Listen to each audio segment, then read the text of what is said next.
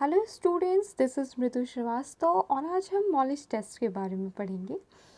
इससे पहले हम अपनी वीडियो लेक्चर में कार्बोहाइड्रेट का क्लासिफिकेशन और डेफिनेशन पार्ट कवर कर चुके हैं, वो आप वहाँ से देख सकते हैं। ऑलराइट, तो आज चलिए मॉलिस टेस्ट के पे बात करते हैं। मॉलिस टेस्ट, जो मॉलिश इसमें जो नाम है, that is named after Hans Molisch. ये एक बॉटनिस्ट थे ऑस्ट्रियन, उनके नाम पर जो है मॉलिस टेस्ट का नाम पड़ा है। ऑलराइट, तो this is a general test to identify the presence of carbohydrate. Carbohydrate की प्रेजेंस के लिए जो हम टेस्ट करते हैं, ये बहुत सेंसिटिव टेस्ट भी है, तो ये बहुत जनरल टेस्ट है कार्बोहाइड्रेट की प्रेजेंस के लिए किसी भी कंपाउंड में। ऑलराइट, तो मॉलिस रिएजेंट जो होता है वो क्या होता है देख लेते हैं। That is alpha नेप्थॉल dissolved in ethanol. Alpha नेप्थॉल ethanol में जो को जब हम डिज़ोल्व करते हैं, दैट इज़ मॉलिस रिएजेंट। और ये याद रखिएगा, 5% alpha नेप्थॉल in ethanol, that is Molisch reagent. Alright, ये अल्फा नेप्थॉल होता है, ये अल्फा नेप्थॉल का स्ट्रक्चर है। ठीक है, अल्फा नेप्थॉल को हम जब इथेनॉल में डिज़ोल्व करेंगे तो वो जो हमारा रिएजेंट होगा, दैट इज़ मॉलिस रिएजेंट। अब आइए इसके प्रोसीजर पे बात कर लेते हैं कि हम इसे परफॉर्म कैसे करेंगे। देखिए, आपको सैंपल मिलेगा जिसमें आपको चेक करना होगा कि इसमें कार्बोहाइड्रेट प्रेजेंट है या नहीं प्रेजेंट है। ऑलराइट, और फिर उस सैंपल में आप जो है मॉलिस रिएजेंट के कुछ ड्रॉप्स डालोगे, that is alpha नेप्थॉल in ethanol. अब इसको डालने के बाद आप इसी टेस्ट ट्यूब को, जैसे ये टेस्ट ट्यूब है, इस पर आपने डाला, अब इसको हल्का सा टिल्ट करके फिर आप इसकी वॉल से होते हुए H2SO4 की ड्रॉप्स डालोगे। ये नहीं कि आप सीधे ही, आपने ये ऐसे टेस्ट ट्यूब रखा है और टेस्ट ट्यूब में अगर आप सीधे ही डालने रखोगे H2SO4, वो आपको ऐसे नहीं डालना है। आपको हल्का सा पहले टेस्ट ट्यूब जो है टिल्ट करना है, जैसे कि मैंने यहाँ पे बताया, हल्का सा टिल्ट करना है। फिर इसकी वॉल की हेल्प से आपको यहाँ पे ड्रॉप करते हुए H2SO4 डालना है। अब इससे होगा क्या, इससे 2 लेयर्स बन जाएंगी due to the difference of density, जिससे आपकी वॉयलेट कलर की रिंग एट द जंक्शन पे आपको दिखाई देने लगेगी। ठीक है, तो इससे आपको कंफर्म हो जाता है कि आपके जो सैंपल है उसमें कार्बोहाइड्रेट प्रेजेंट है। अब ये क्वेश्चन उठता है कि वॉयलेट रिंग जो है क्यों अपीयर होती है, ठीक है, और जंक्शन पे ही क्यों अपीयर होती है, ये बहुत बड़ा क्वेश्चन है। तो ये दोनों क्वेश्चन मैं आज आपके जो है इसका आंसर दूंगी, आप बस देखते रहिए, इस दोनों क्वेश्चंस का आपको आंसर मिलेगा। ऑलराइट, तो ये हम अभी देखते हैं इस पोर्शन को। सबसे पहले हम ये देखते हैं कि जो ब्लू कलर वॉयलेट रिंग जो अपीयर होती है, ये वॉयलेट रिंग बनने का जो है कौन सा ऐसा कंपाउंड बनता है जिसकी वजह से ये वॉयलेट रिंग हमें देखने को मिलती है। और फिर हम देखेंगे कि ये वॉयलेट रिंग हमेशा मिड में क्यों बनती है 2 लेयर्स की। ठीक है, पहले हम ये वाला क्वेश्चन पहले लेते हैं। देखिए, सैंपल में आपकी सुक्रोज, स्टार ग्लाइकोजन कुछ भी प्रेजेंट हो सकता है, कुछ भी वो दे सकते हैं। अब इसको जो है मैंने पिछली भी क्लास में बताया था कि हाइड्रोलिसिस करके आप इसको कार्बोहाइड्रेट्स को मोनोसैकेराइड्स में जो है कन्वर्ट कर सकते हैं। ये मैंने आपको पिछली क्लास में बताया था। जो जिन बच्चों ने पीछे वाली क्लास नहीं देखी है वो अभी जा कर के देख सकते हैं। ऑलराइट, तो देखिए पहले ये जो ग्लूकोज़ है उसको पहले जो है डिहाइड्रेशन करेंगे हम, जैसे 3 H2 मॉलिक्यूल्स निकल जाएंगे और हमारा 5 हाइड्रोक्सी मेथिल ये परफ्यूरल बनेगा। ठीक है, ये परफ्यूरल कंपाउंड जो फर्दर जो है अल्फा नेप्थॉल से रिएक्ट करके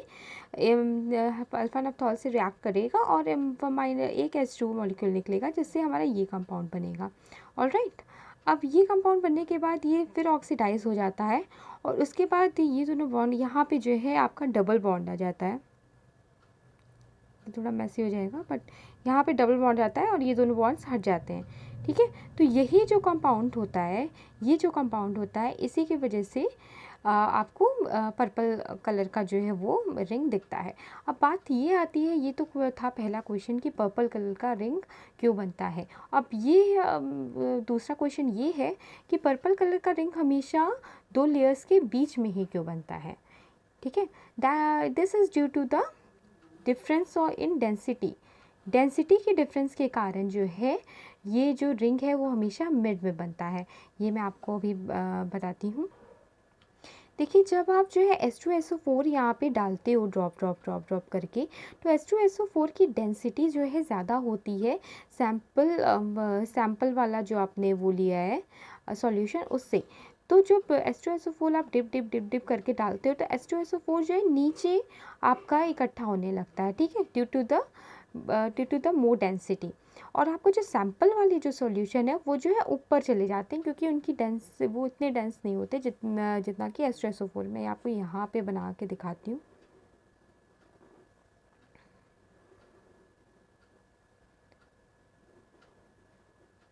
देखिए, अब जो है अब ये H2SO4 मान लीजिए आपका ये है, ठीक है, ये H2SO4 आपका यहाँ पे आ गया। और आपका जो सैंपल था, ये आपका सैंपल हो गया, ठीक है। ये बिकॉज ऑफ ये मोर डेंस है तो फिर ये नीचे सेटल हो गया, और ये लेस डेंस है इसकी अपेक्षा, तो ये थोड़ा ऊपर रहेगा। अब जब रिएक्शन होगी तो सबसे पहले ये लेयर इस लेयर से मिलेगी, ठीक है। अब रिएक्शन तो तभी होगी ना जब, देखिए, जब ग्लूकोज में मिलेगा आपका, सबसे पहले H2SO4 से मिलेगा, फिर उसकी अल्फा नेफ्थॉल से रिएक्शन होगी। तो जब इकट्ठे होंगे सब तभी तो रिएक्शन होगी। और इकट्ठे कहाँ पे हैं? जंक्शन पे हैं। जंक्शन पे आपका सैंपल भी है और H2SO4 भी है, और आपका क्या है, और आपका मॉलिस रिएजेंट भी है। तो आपको जंक्शन पे ये तीनों मिल रहे हैं। जंक्शन पे आपको सैंपल भी मिल रहा है, H2SO4 भी मिल रहा है, मॉलिस रिएजेंट भी मिल रहा है, ठीक है। दैट इज़ वाई जंक्शन पे आपको वो रिएक्शन होती हुई दिखेगी, और यहाँ पे आपको पर्पल कलर की रिंग बनती हुई दिखाई देगी, क्योंकि अभी रिएक्शन सिर्फ इतने ही पोर्शन पे हो रहा है, ठीक है। अब जैसे ही आप टेस्ट ट्यूब को शेक करते हो या हल्का सा वो करते हो, तो आपको पूरा का पूरा जो सैंपल है वो पर्पल आपको दिखाई देने लगेगा। ये पूरा सैंपल पर्पल कलर का हो जाएगा, ठीक है।